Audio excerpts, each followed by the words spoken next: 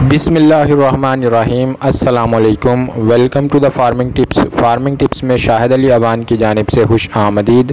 नाजरीन, आज की वीडियो बहुत ही ज़बरदस्त है। ये वीडियो बछड़ा फार्मिंग के हवाले से है, लेकिन चूँकि इस वीडियो में जो इंटरव्यू देने वाले साहिब हैं वो अहम हैं, वो काफ़ी माहिर हैं, डॉक्टर हैं।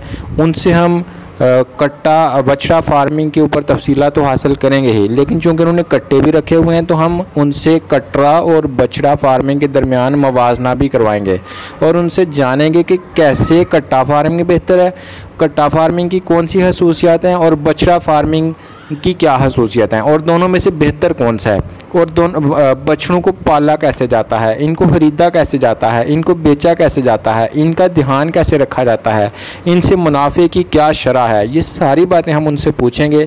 अगर आप ये सारी बातें अच्छे तरीके से समझना चाहते हैं तो वीडियो को एंड तक देखना होगा। और इस वीडियो से वो लोग भी फ़ायदा उठा सकते हैं जो बछड़ों और कटरों की खरीदो फरोख्त में दिलचस्पी रखते हैं। इसके साथ ही साथ ये भी याद करवाना चाहूँगा कि अगर आप मज़ीद भी ऐसी अच्छी वीडियोस देखते रहना चाहते हैं तो जल्दी से चैनल को सब्सक्राइब करके बेल आइकन दबाएं ताकि हर नई आने वाली वीडियो की इत्तला आप तक बर वक्त पहुँच सके। तो चलें वीडियो प्रॉपरली स्टार्ट करते हैं। अस्सलाम वालेकुम। वालेकुम अस्सलाम। भाईजान कैसे हैं? जी अल्लाह दा शुक्र, तुसी सुनाओ, ठीक हो जनाब? अल्हम्दुलिल्लाह। डॉक्टर साहब नाज़रीन को अपना तारफ़ कराओ। जी मेरा नाम डॉक्टर शाद, ठीक है, कोलपुर महंगा शेड है जनाब। माशाल्लाह। डॉक्टर साहब किन्ने के बच्चे रखे जे? जी 15 बच्चे रखे जे। 15 बच्चे जी।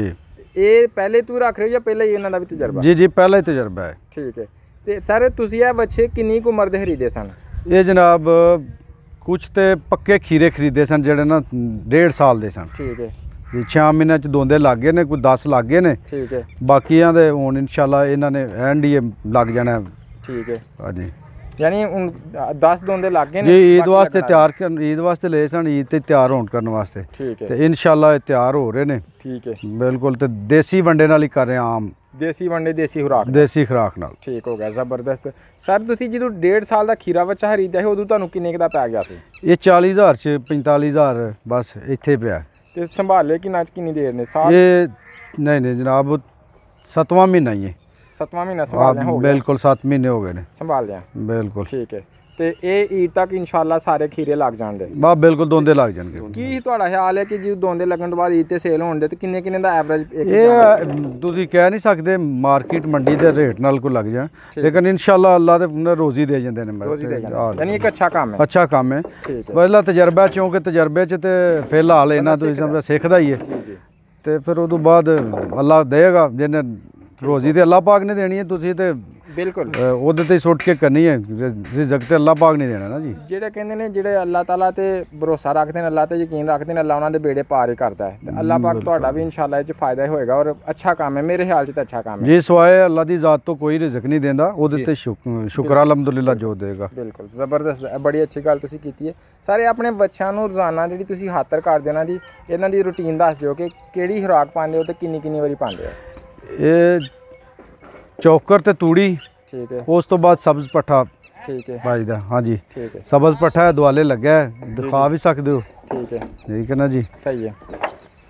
ਇਹ ਸਬਜ਼ ਪੱਠਾ ਤੁਸੀਂ ਆਪਣਾ ਸਾਰਾ ਕਾਸ਼ਤ? हाँ जी बिल्कुल।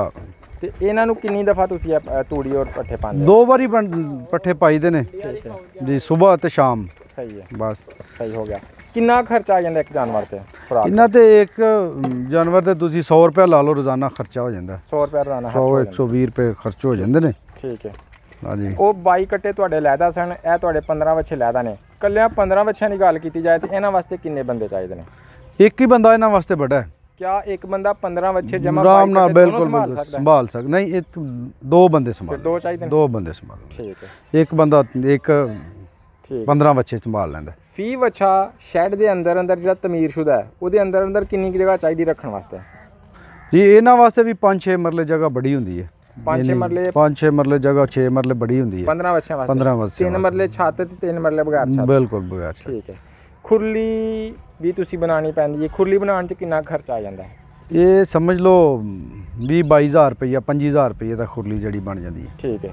ਤੁਸੀਂ ਇੱਕ ਦਫਾ ਸ਼ੈੱਡ ਇਹਨਾਂ ਦਾ ਖਰਾਬ ਹੋ ਗਿਆ ਜਿਹੜਾ ਮਤਲਬ ਤੁਸੀਂ ਬਿਲਕੁਲ ਇਹਨਾਂ ਦਾ ਸ਼ੈੱਡ ਬਿਲਕੁਲ ਖਰਾਬ ਉਹਦੇ ਤੇ ਕਿੰਨਾ ਖਰਚਾ ਆਇਆ ਸੀ? ਉਹਦੇ ਤੇ 2 ਲੱਖ ਰੁਪਈਆ ਖਰਚਾ ਆਇਆ 6 ਮਰਲੇ ਤੇ 6 ਮਰਲੇ ਤੇ ਦਾ ਸ਼ੈੱਡ ਪਾਇਆ ਸੀ ਤੇ ਉਹ ਖਰਾਬ ਹੋ ਗਿਆ। ਉਹ ਛੱਤ ਤੇ ਸਿਰਫ ਇੰਨਾ ਖਰਚਾ ਆਇਆ ਸੀ, ਉਹ ਖਰਾਬ ਹੋ ਗਿਆ। ਹੁਣ ਅਗਰ ਪੁਖਤਾ ਇੰਤਜ਼ਾਮ ਨਾਲ ਉਹ ਛੱਤ ਬਣਾਓ ਉਹ ਹੋਈ ਤੇ ਕਿੰਨੇ ਕੁ ਚ ਬਣ ਜਾਏਗੀ ਤੁਹਾਡੇ? ਨਹੀਂ ਉਹ ਨਵਾਂ ਸਿਰੇ ਫੇਰ ਬਣਾਇਆ ਹੁਣ ਜਿਸ ਤਰ੍ਹਾਂ ਅੱਗੇ ਸ਼ੁਰੂ ਕੀਤਾ ਬਣਾਉਣਾ। ਹਾਂਜੀ। ਔਰ ਇਨਸ਼ਾਅੱਲਾ ਇਹ ਦੇਖੋ ਨਾ ਜੀ ਇਹਨੂੰ ਤੁਸੀਂ ਇਹ ਨਵਾਂ ਬਣ ਰਿਹਾ। ਠੀਕ ਹੈ। ਔਰ ਇਹਦੇ ਤੇ ਕਿੰਨਾ ਕੁ ਖਰਚ ਦੀ ਹੈ ਵੇ? ਇਹਦੇ ਤੇ ਹੁਣ 1 ਲੱਖ ਰੁਪਈਆ ਮਜ਼ੀਦ ਖਰਚ ਹੋ ਜਾਣਾ। 1 ਲੱਖ ਮਜ਼ੀਦ? ਬਿਲਕੁਲ 2 ਲੱਖ ਪੁਰਾਣਾ ਵੀ 3 ਲੱਖ ਮਜ਼ੀਦ 3 ਲੱਖ ਚ ਹੋ ਗਿਆ। 15 ਬੱਚਿਆਂ ਦਾ ਕਰਨਾ ਦਿਆਂ ਬਿਲਕੁਲ 3 ਲੱਖ ਰੁਪਈਆ ਲੱਗ ਜਾਂਦਾ। ਲੇਕਿਨ 2 ਲੱਖ ਚ ਤਿਆਰ ਹੋ ਜਾਂਦਾ। ਠੀਕ ਹੈ। ਸ਼ੈੱਡ ਥੱਲੋਂ ਪੁਖਤਾ ਹੋਣਾ ਚਾਹੀਦਾ ਹੈ ਜਾਂ ਕੱਚਾ ਹੋਣਾ ਚਾਹੀਦਾ? ਨਹੀਂ ਅੱਧਾ ਕੱਚਾ ਤੇ ਅੱਧਾ ਪੁਖਤਾ ਜਿਹੜਾ ਪੱਕਾ ਹੋਣਾ ਚਾਹੀਦਾ, ਕਿਉਂਕਿ ਕੱਚਾ ਇਹਨਾਂ ਵਾਸਤੇ ਬੜਾ ਜ਼ਰੂਰੀ ਹੈ ਬੈਂਡ ਖਲੋਣ ਵਾਸਤੇ ਤੇ ਪੁਖਤਾ ਇਸ ਵਾਸਤੇ ਕਿ ਜਿੱਥੇ ਖਲੋ ਕੇ ਪੱਠੇ ਖਾ ਲੈਣ ਸਾਫ਼। ਜੀ ਬਿਲਕੁਲ ਸਾਫ਼ ਹੋ ਜਾਏਗਾ। ਠੀਕ ਹੈ। ਇਹਨਾਂ ਦੀ ਡੀਵਰਮਿੰਗ ਔਰ ਹਿਫਾਜ਼ਤੀ ਟੀਕਿਆਂ ਦਾ ਕੀ ਸ਼ਡਿਊਲ ਹੈ ਔਰ ਕੀ ਸਿਸਟਮ? ਜੀ ਇਹਨਾਂ ਦਾ ਵੀ ਇਹੀ ਹੈ ਕਿ ਪਹਿਲੇ ਜਦੋਂ ਲਿਆਂਦੇ ਹੋ ਫਸਟ ਦਿਨ ਤੇ ਕੋਈ ਹਫ਼ਤੇ ਦੇ ਵਿੱਚ ਇਹਨਾਂ ਨੂੰ ਦਵਾਈ ਦੇ ਦੇਣੀ ਚਾਹੀਦੀ ਹੈ। ਠੀਕ ਹੈ। ਉਸ ਤੋਂ ਬਾਅਦ 15 ਦਿਨਾਂ ਬਾਅਦ ਦੇਣੀ ਚਾਹੀਦੀ ਹੈ। ਫਿਰ ਤੀਸਰੀ ਖੁਰਾਕ 1 ਮਹੀਨੇ ਬਾਅਦ ਜ਼ਰੂਰ ਦੇਣੀ ਚਾਹੀਦੀ ਹੈ। ਠੀਕ ਹੈ। ਬਿਲਕੁਲ। ਤੁਸੀਂ ਕੱਟੇ ਵੀ ਰੱਖੇ ਨੇ, ਤੁਸੀਂ ਵੱਛੇ ਵੀ ਰੱਖੇ ਨੇ, ਦੋਨਾਂ 'ਚ ਬਿਹਤਰ ਕਿਹੜਾ ਸਮਝਦੇ ਹੋ? ਦੋਵੇਂ ਬਿਹਤਰ ਨੇ ਇਹਨਾਂ ਦੇ ਮਾਮਲੇ 'ਚ। ਇਹ 6 ਮਹੀਨੇ ਕੱਟਾ ਸਾਂਭੋ, 6 ਮਹੀਨੇ ਵੱਛਾ ਸਾਂਭੋ, 2 ਤੁਸੀਂ ਫਲ ਲੈ ਸਕਦੇ ਹੋ। ਠੀਕ ਹੈ। ਇਹ ਵੀ ਮੌਸਮੀ ਚੀਜ਼ਾਂ ਹੋ ਸਕਦੀਆਂ ਨੇ ਕਿ 2 ਵਾਰੀ ਤੁਹਾਡਾ ਮਸਲਾ ਜਿਹੜਾ ਨਾ ਜੀ ਆਪਣਾ ਫਾਰਮਿੰਗ ਦੋਵਾਂ 'ਚ ਫਾਇਦਾ ਬਰਾਬਰ ਹੀ ਫਾਇਦਾ, ਕਿਉਂਕਿ ਕਈ ਲੋਕ ਬੱਚੇ 'ਚ ਬਹੁਤਾ ਹੋ ਜਾਂਦਾ, ਕਿਉਂਕਿ ਦੋਂਦਾ ਜਦੋਂ ਲੱਗ ਜਾਂਦਾ ਨਾ ਜੀ ਇਹਦੇ ਤੇ ਫਿਰ ਕੁਰਬਾਨੀ ਦੇ ਲੋਕ ਪੈਸੇ ਜ਼ਿਆਦਾ ਪਰ ਛੱਡ। ਇਹਦਾ ਮਤਲਬ ਫਿਰ ਵੱਛਾ ਫਾਰਮਿੰਗ ਬਿਹਤਰ ਹੈ ਕੱਟੇ ਨਾਲੋਂ। ਕੱਟਾ ਵੀ ਠੀਕ ਹੈ। ਕੱਟੇ ਦੇ ਕੀ ਅੱਜ ਨੇ? ਕੱਟੇ ਦਾ ਇਹ ਹੈ ਉਹ ਤੁਹਾਨੂੰ ਉਨੀ ਉਹਦੇ ਤੇ ਮਿਹਨਤ ਨਹੀਂ ਕਰਨੀ ਪੈਂਦੀ, ਉਹਨਾਂ ਖਰਚ ਨਹੀਂ ਜਿੰਨਾ ਬੱਚੇ ਤੇ ਖਰਚੇ ਤੇ ਬਿਨਾਂ ਤੇ। ਇਹਨੂੰ ਚੌਂਕੇ ਖਲ ਵੀ ਪਾ ਰਹੇ ਹਾਂ, ਵੰਡਾ ਵੀ ਪਾ ਰਹੇ ਹਾਂ, ਗੁਤਾਵਾ ਵੀ ਕਰ ਰਹੇ ਹਾਂ, ਪੱਠੇ ਵੀ ਪਾ ਰਹੇ ਹਾਂ। ਫਿਰ ਉਹਨਾਂ ਨੂੰ ਸਾਦਾ ਹੀ ਤੁਸੀਂ ਪੱਠੇ ਪਾਓ, ਉਹ ਘੱਟ ਖਰਚਾ ਉਹਦੇ ਤੇ। ਮੈਂ ਤੁਹਾਡੀ ਇਜਾਜ਼ਤ ਨਾਲ ਇਹਨੂੰ ਸਮਰਾਈਜ਼ ਕਰਨਾ ਚਾਹਾਂਗਾ ਇਸ ਤਰ੍ਹਾਂ ਕਿ ਜਿਹੜਾ ਵੱਛਾ ਰੱਖਣਾ ਨਾ ਉਹ ਇਸ ਤਰ੍ਹਾਂ ਫਾਇਦਾਮੰਦ ਹੈ ਕਿ ਇਹਦੀ ਕੀਮਤ ਅੱਛੀ ਲੱਗਦੀ ਹੈ, ਜਦਕਿ ਕੱਟਾ ਰੱਖਣਾ ਇਸ ਤਰ੍ਹਾਂ ਫਾਇਦਾਮੰਦ ਹੈ ਕਿ ਉਹਦੇ ਤੇ ਅਖਰਾਜਾਤ ਘੱਟ ਕਰਨੇ ਪੈਂਦੇ ਨੇ।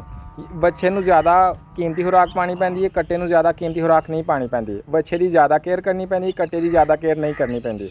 ਉਸ ਹਵਾਲੇ ਨਾਲ ਅਗਰ ਤੁਸੀਂ ਇਨਵੈਸਟਮੈਂਟ ਦੇ ਹਵਾਲੇ ਨਾਲ ਦੇਖਦੇ ਹੋ ਤਾਂ ਫਿਰ ਤੁਹਾਨੂੰ ਕੱਟਾ ਫਾਰਮਿੰਗ ਫਾਇਦਾਮੰਦ ਹੈ, ਜੇ ਪ੍ਰੋਫਿਟ ਦੇ ਹਵਾਲੇ ਨਾਲ ਦੇਖਦੇ ਹੋ ਤਾਂ ਫਿਰ ਤੁਹਾਨੂੰ ਵੱਛਾ ਫਾਰਮਿੰਗ 'ਚ ਜ਼ਿਆਦਾ ਫਾਇਦਾ ਹੈ। ਜੀ ਬਿਲਕੁਲ ਜ਼ਬਰਦਸਤ।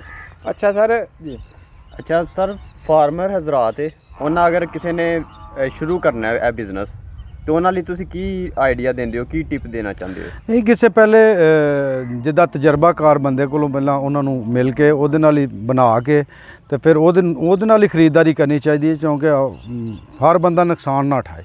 ਅੱਗੇ ਜਿਹਨੇ ਉਠਾਇਆ ਨਾ ਉਹਦੇ ਕੋਲੋਂ ਨਾਲ ਲੈਣਾ ਚਾਹੀਦਾ ਫਾਇਦਾ।